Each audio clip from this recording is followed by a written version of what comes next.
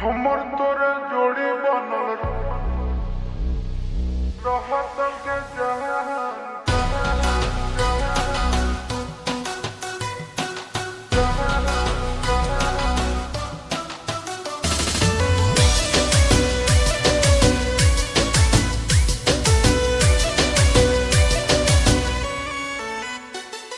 सावन का महीना है, मस्ती में जीना है, चार चिलम गांजा रोज सुबह शाम पीना है।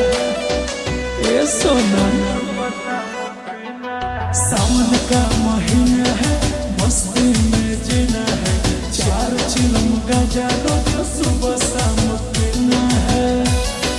सुनो मैं तो भोला भोला रो तू सुबह शाम जी। हमर तोरे जोड़ी बनल रहत के जहान अच्छा गजायोगी भान करे भोला जी के दान साचो हमर तोरे जोड़ी बनल रहत के जहान गजायोगी भान करे भोला जी के दान। जाओ भोले बाबा।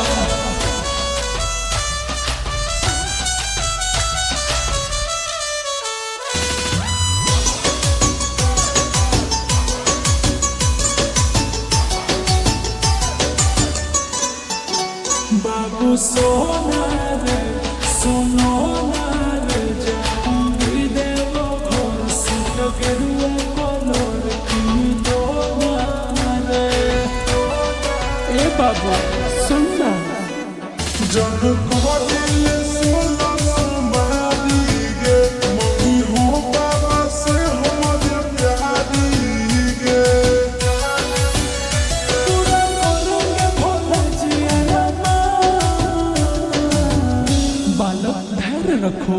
हमर तोरा जोड़ी बनल रहत के जहान गजायोगी भान करे भोला जी के दान हमर तोरा जोड़ी बनल रहत के जहान गजायोगी भान करे भोला जी के दान।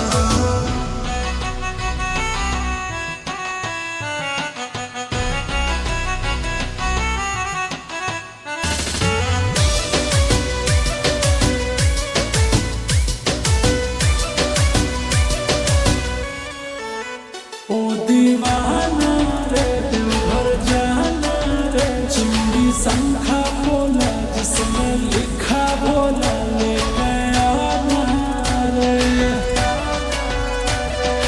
ए बाबू घर में